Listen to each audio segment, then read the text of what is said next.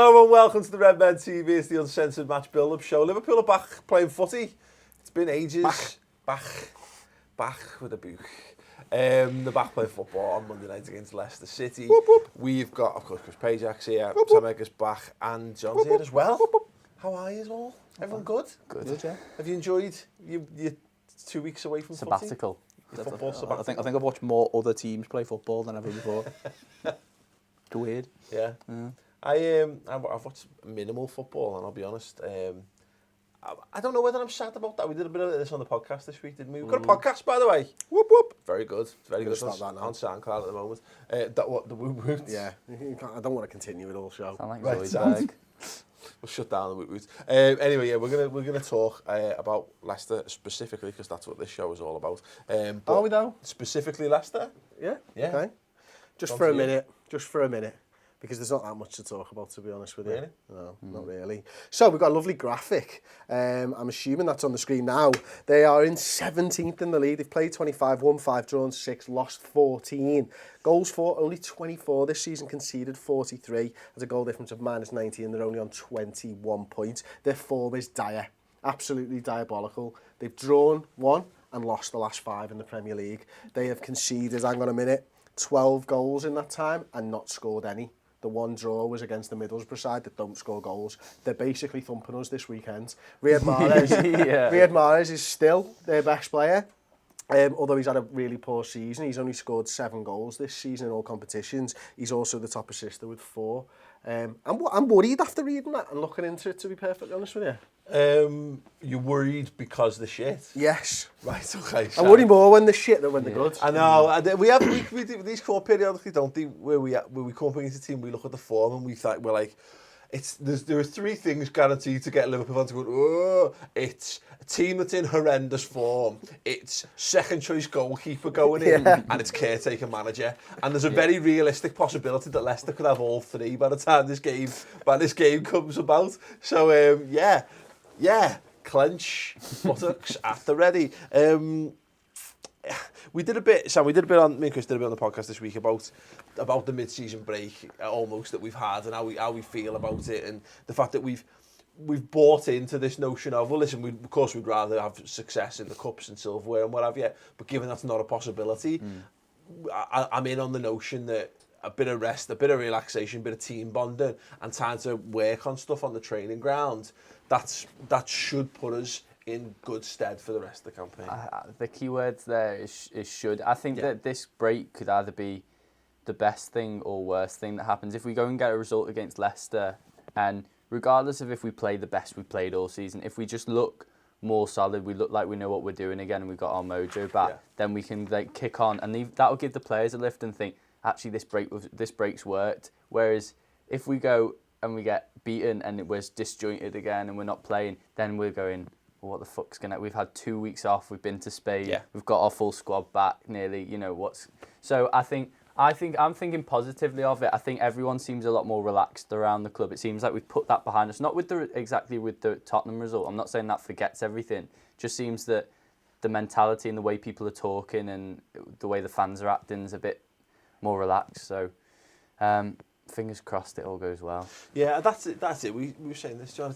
It all exists in hypothetics at the moment, and this is now down to the team to show whether they want it or not, because we've seen it in the past where Liverpool teams, if they've got nothing to really go for, we've seen teams switch off at this point of the season before. Whereas realistically, what they've got to do, they've got to say, you know what, we were shit in January. We feel like we've turned the corner. We apologise. We've gone away. We've worked on stuff. We're going to go back and showcase back. We're going to get back to what we were doing.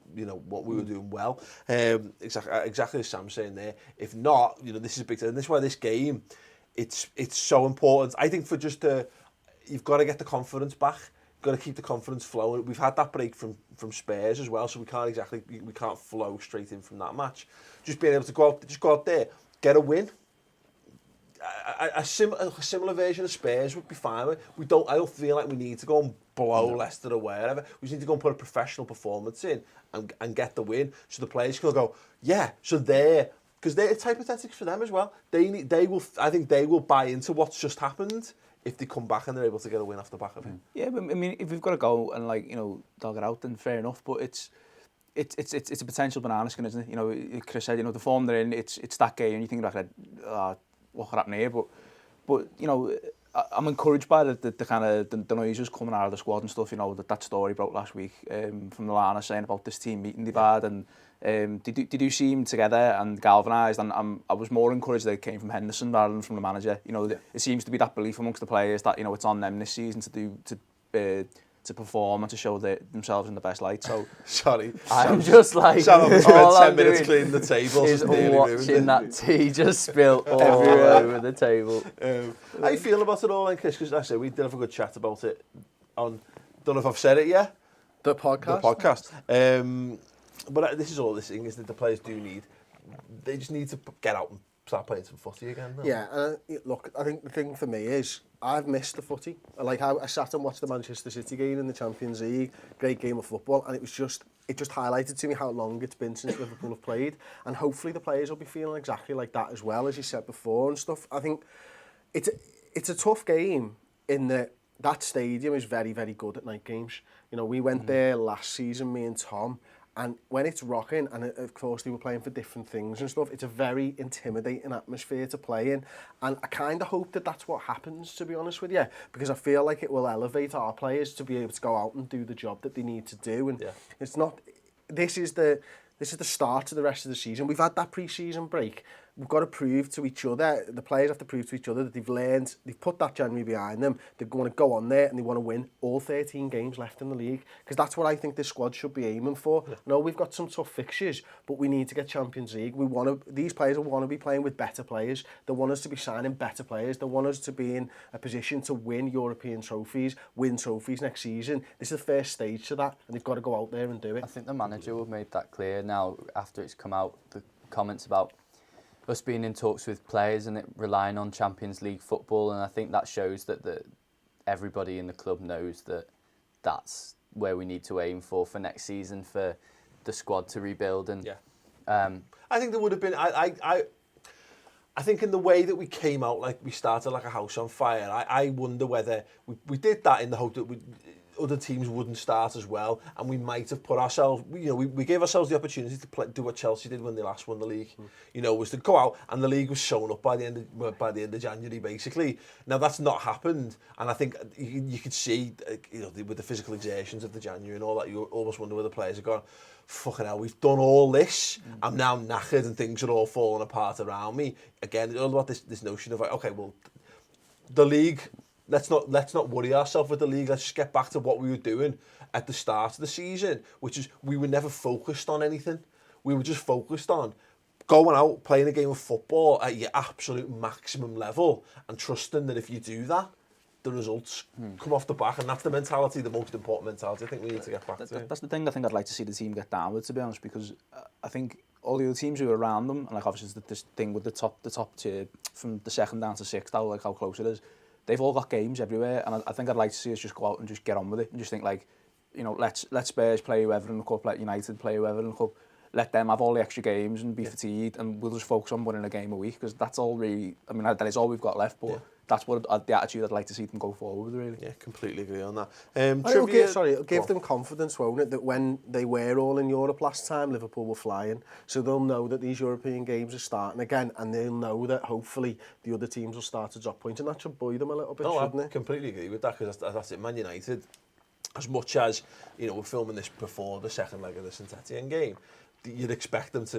it doesn't really matter, unless they lose, heavily in that game, they're going through, aren't they? So that's another couple of games. They're still going to have to focus on that. They've still got to get used to Thursday or the midweek Sunday kind of deal. Looks like they've decided to bottle it in the Europa to focus on. Spurs will have they've bottled the Europa League again, in favour of the FA Cup is still the thing, and they'll have big games in that coming up if they want to get to the final and that kind of stuff. So yeah, exactly. Go back to what we had.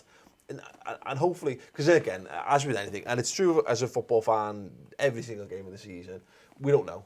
It's just that I know people, long-term viewers, and you guys will know, I tend to err towards the positive, and I do feel good about it, because there's no reason to I see no sense in feeling bad about it at the minute, because I do think this is effectively allowed us to draw a line under it, take stock, look at where we are, look at the rest of the campaign, and start to think, how do we go about it? We know that we're 13 games away from achieving what we want to, what our aim for the season was, and that's Champions League. I think we need to go out against Leicester, and we need to do this in every single game. We need to start very, very fast in games. I think this Liverpool side probably have erred on the side of caution for the majority of the season. I think if you look at like our average goals, it's like in the 30-something minutes, where I think if you look at Brendan Rodgers, it was under the 20 minutes or something like that. Now, it kind of feeds into teams sitting back. You're giving them confidence the slower you start, and I think we need to go out there, blitz them in the first 20 minutes, because they can't sit and defend. If they're a goal behind, it forces them to do something, even if it's later on in the game. Yeah. You just parry blows for a little bit, and then later on when they come at go at them again. I think we've relied on the fitness thing almost too much so far this season. This notion that we've gone, well, we'll be all right, because by the time the last 15 minutes comes around, we'll be full of confidence by then. And you're right, that's the problem. It's counterintuitive, because we've been getting more tired as the season's progressed, and other teams have becoming more compact and more difficult to break down. So I totally agree. I think we need to do it just as well, because I mean it could all change tonight depending on how Leicester get on against Sevilla and like who we start at the back. But if you go at Morgan and Hoof with pace, they're just going to fall to bits, I think, because they couldn't cope with Mane running behind, I don't think. If they don't get a result tonight, a draw or a loss, and they go behind early on the weekend and Ranieri hasn't been sacked, then those that you're saying about the crowd getting buoying them, they'll get straight on his back, and that whole team will just go, what's going on there? You know what I mean? So this is one of those games where I don't think we've got tickets at the minute, but it'd be nice to. I just want to hear the Liverpool fans for 90 minutes, and I would expect that to be the case. We've got to go there and dominate. So trivia. Name there's two players, a two-part question, two players I want you to name, and then the last player who transferred from Liverpool to Leicester, and the last player who transferred from Leicester to Liverpool. Answers at the end of the show. Before we move on, we're going to talk about the team and some injury news, etc., etc. Let's have a quick word from this week's sponsor, which happens to be a very fetching item. Redmen TV mugs are finally on sale, but we've not got many of them, so, if you want one, buy one. Buy one now. Beautiful, aren't they? Limited edition, Chris?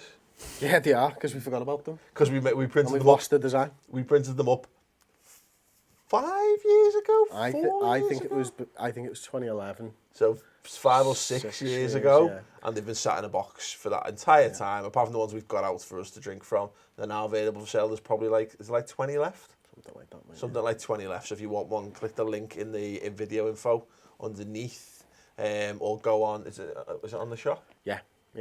www.theredmentvshop.bigcartel.com. It's as simple as that.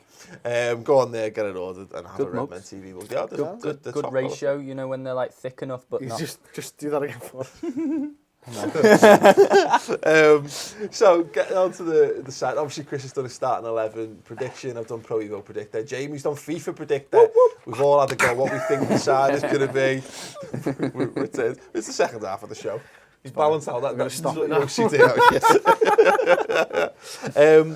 Chris, Dejan Lovren, gone to see a knee specialist in Germany, so you'd suspect he'll be nowhere near the team for this. It does pose a very big question, because for the first time, we've actually got 3 alternatives who can come in and play on that left side if we so wanted to.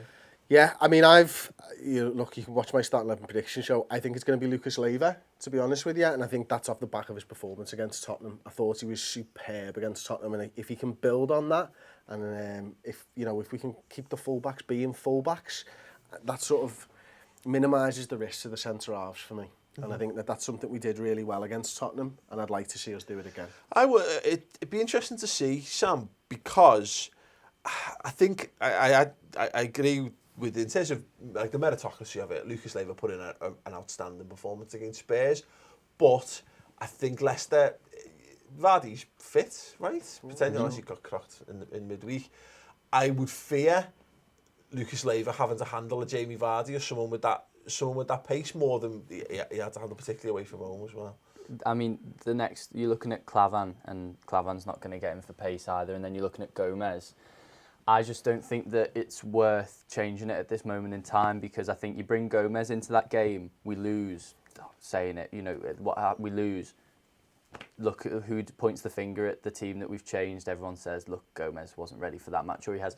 I don't think it's worth it. Whereas if you keep Lucas in, is Lucas staying longer than this season? I doubt it. He's been doing really well. I think just leave Gomez playing when you can this season, and then let him have a whole pre-season next year. Yeah. But I don't think he needs the pressure after a long-term injury, and I think he came back and he made a couple of mistakes, and most of the fans stuck with him, but there were a few that were like, he's not good enough yet, and I don't think he needs any pressure after you come back off a long-term injury. I suppose a lot of this depends on what the manager's seen on the break, isn't it, John? Because I agree in regards to a bit of stability is not going to hurt. He clearly likes Lucas Leiva, and he clearly likes him in that position. I guess sort of a counterpoint, it depends on ultimately depends on the Gomez thing. Because if they're saying, we're just going to get a couple of games out of him, we're going to get him a proper pre-season in the summer, and then he goes properly into the rotation, then I'm in on that. But if he's ready, you can make a case to say, Lucas just had a little pre-season as well. Exactly, Lucas Leiva, what more are you learning from Lucas Leiva? What benefits are there to actually just getting Gomez getting a few senior games under his belt? I think it depends who he's trained, to be honest, when he's been out there. If he's took the senior squad, I know Clavan was ill at the last game, wasn't he? So if he's been training for the first 3 or 4 days while he's been out there with Lucas, I imagine Lucas will start.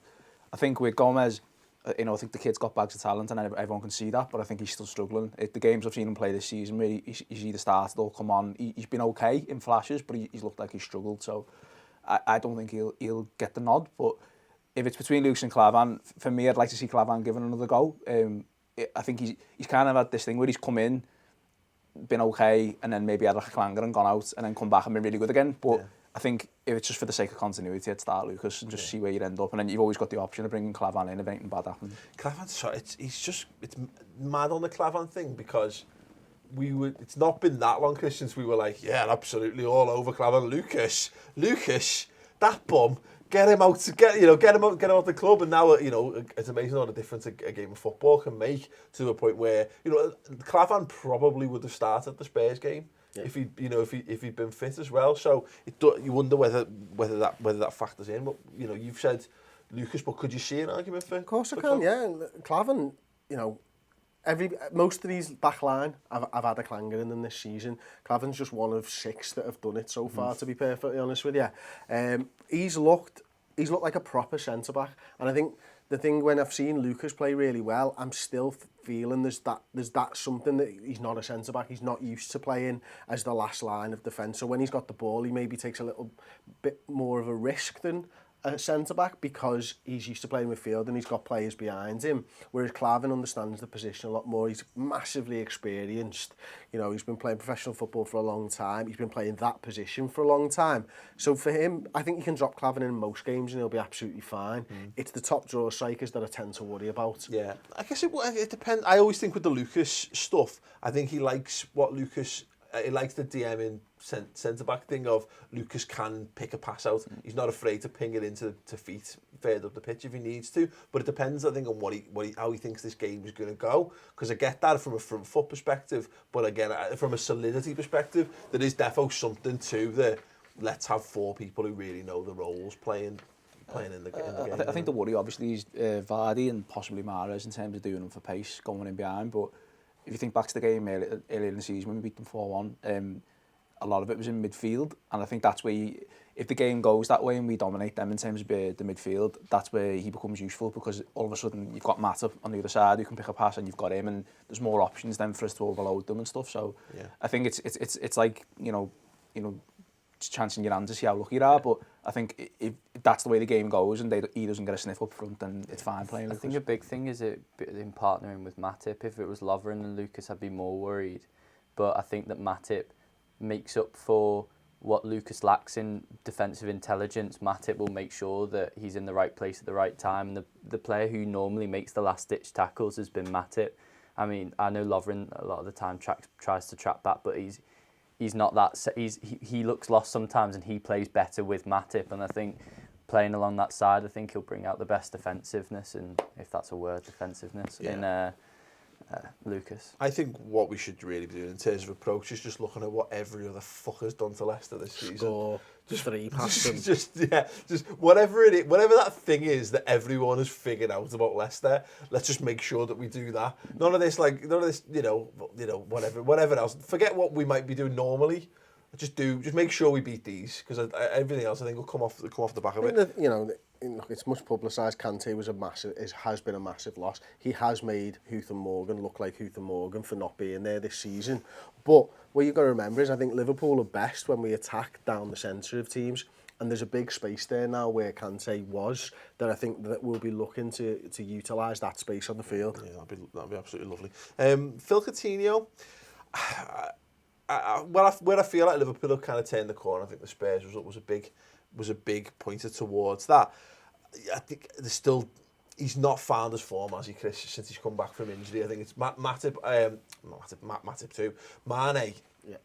And look, he was sensational against Spurs, and I think we kind of expect that. He's had that disappointment from the African Cup of Nations, but he looks like he's fine and ready to resume doing what he's doing. Well, he's had a break as well, which has been good. Well, exactly. Firmino looks to be getting back to what he was doing really well against Spurs. Similarly to Lallana, Wijnaldum seems to be actually reaching new heights at this point of the season. But Phil, it would be nice for this game to be the game where he gets back, similar just like Liverpool in general, gets back to being the guy he was for the first 13 games of the season. Because this, if he doesn't rediscover this form, it's going to be another season when we're going, what if Phil Coutinho, this felt like his breakout season. No, you're right, it really did, because the form that he was carrying before that injury he was our best player, I think. Mane was running him a close second, but for me, Phil was the guy pulling the strings, and it was good that we managed to put a great performance in against Tottenham without him playing at his best, and I think that's a step forward for the team as well, to be perfectly honest. But we will be a much better side for having Phil Coutinho playing on form. And for me, that's about how him, Wijnaldum and James Milner all play together. I don't think the link-up play between Coutinho and Milner over the last few games has been as good as it was earlier on in the season. Now, partly I think that's down to Phil Coutinho not being on form. I also think it's down to the fact that James Milner was running on nothing, on pure fumes, and wasn't able to offer him the outlet that he had been earlier on in the season. So, yeah, technically he might not be there yet, but I think the team around him needs to help him get there, and he will do, because he's a quality player. No, I agree on that. I fully agree on the Milner thing. Actually, if anyone, Sam, he's probably the one player I think who will have benefited most from this. I was literally just thinking that. He's the one he is an older player in terms of our squad. He's not an old player, but he is older in terms of the intensity. He's a lot younger than us. In the intensity. Not a lot younger than us. He's younger than us. You're only 44. Oh, he's a lot younger. Yeah. But for the intensity we've been playing at, to go from, not saying that he's always been somebody who plays, quite high intensity, because that's just the kind of guy he is. He throws himself about and he'll always get stuck in. But from playing a certain way all your career to then getting thrown in at the end of your career, now you're going to play high press, high intensity, bombing it up and down the wing from being a centre mid. His body's probably knackered so far, and so 2 weeks in the sun, 10 days or whatever it was in the sun, getting a bit of fitness back and having a bit of a break's probably the best thing that could have happened for him. I think it's just been so. You just don't know. You don't know about the training regimes and all these kind of things, do you, John? But I think where we've looked improved since since the end of January. Obviously, you talk, even though it was only a draw, a defeat, and a win. Milner started all of those last 3 games really brightly. Just full Milner, but he has completely thought his performance has dropped off a cliff after the first half an hour or whatever when he's blown out of the arse. So yeah, it'd be nice. As with anything, it would be nice to get him back, just reinvigorated for this, because exactly what Chris says there, the way he linked up with Phil Coutinho in the first half of the season was like a joy to behold. And if we can get that back going again, then it's just another part of the team that's another part of the team for the opposition to worry about more than anything else. Yeah, I mean, I think that left side, it's only when you sit down and think about it how good our left side is. You've got him, Wijnaldum, Coutinho, and all 3 of them really do bust the gut to do things and get about the pitch. And I think with having the training camp and stuff, I think it'll help Milner get his fitness back and just have a rest, to be honest, because you know he's been involved in most of our build-up for most of the season. But I think the other thing as well is just going off the celebration from the first goal at Spurs with Ronaldo. I think you can tell he's really up for it. I think Milner always gives 100%. So even if Phil has a bad game, we can kind of, I don't want to say we can carry him, but you know, like we can kind of be okay still down that side.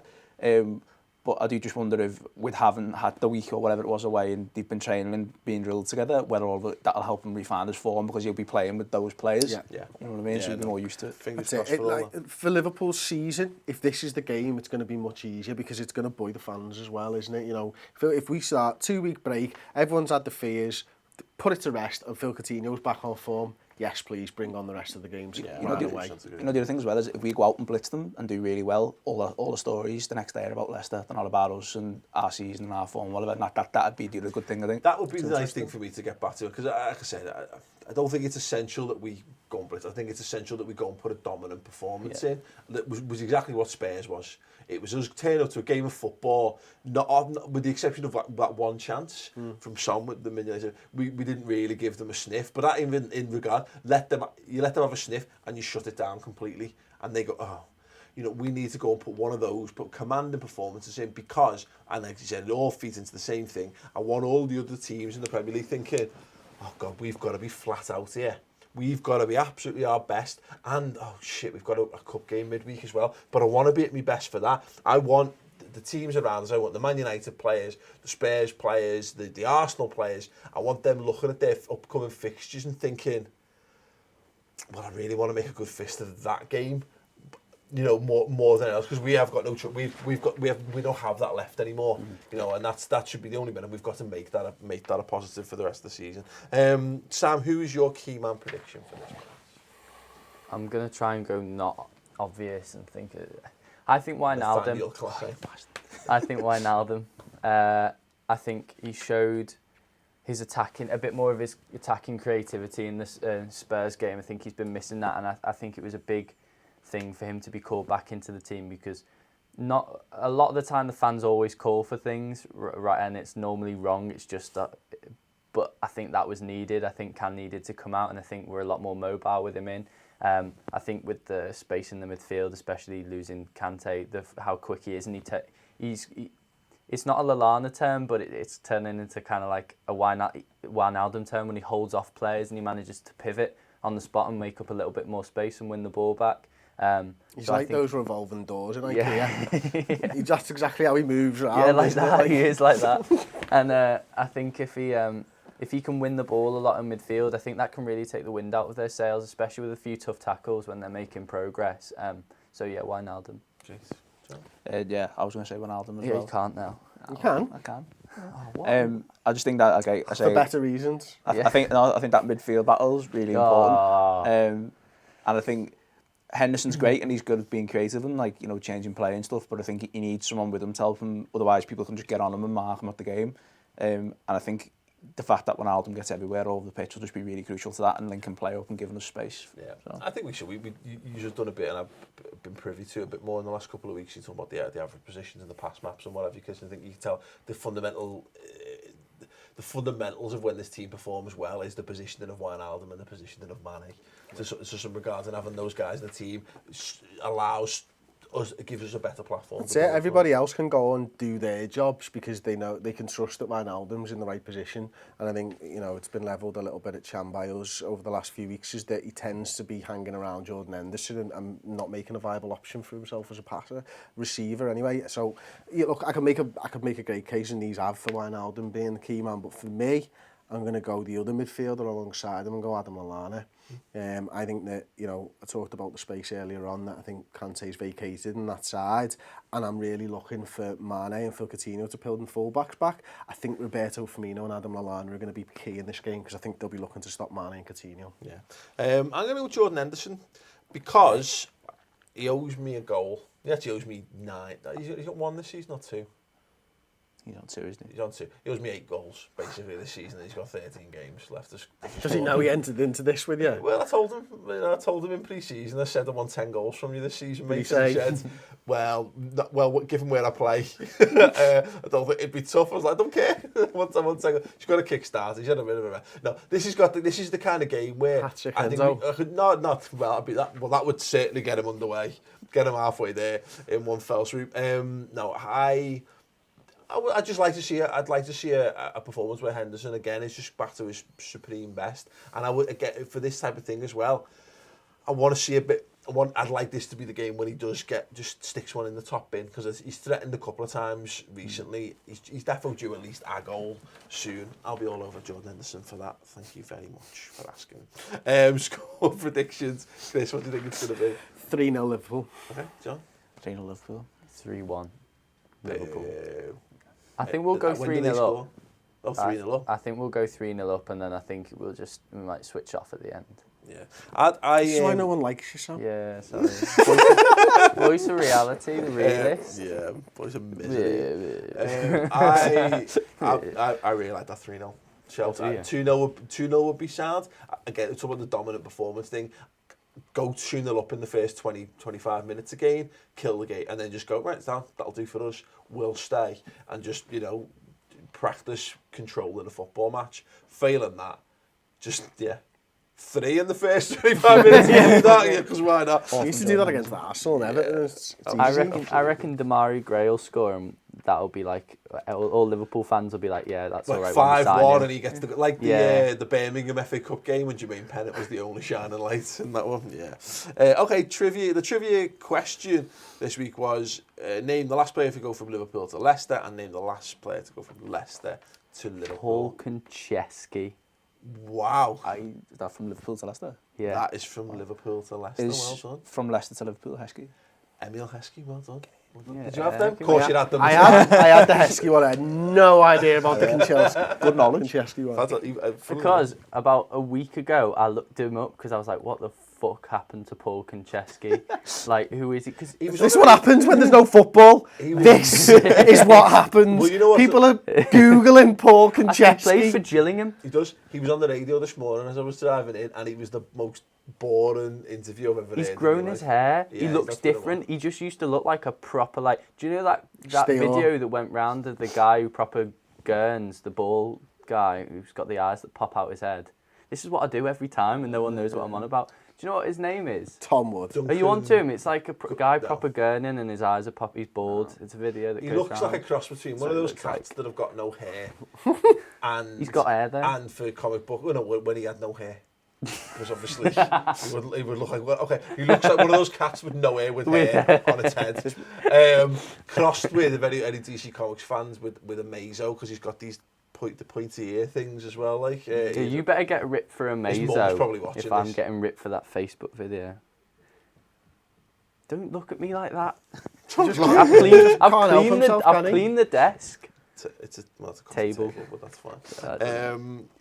Yeah, so there you go. You got that right. Well done. Congratulations. Good on you. I came in so strong. I managed to keep it like at a high level for how long have we been on? A while. I managed to keep it at a high level for quite a while, and then You're just digging a hole. Yeah. Whoop whoop. So there you go, that is the Uncensored Match Build-Up Show for this game. If you want to watch more great Redmen TV content, you can. Some amazing shows on the redmentv.com. We told you already, there's a podcast, you can listen to that for free, but it's extra and extended, and there's video of it on the website exclusively. The Reds News Roundup with Steve Hall, looking at the Liverpool's potential move to Kirby and the redevelopment of Melwood therefore, and whether that's a good thing or a bad thing, and whether John Henry going to Barcelona is the end of the world. And also some Hot Suzo chat, potentially. Click the link on, goes to redmentv.com, subscribe just £2 a month and be better.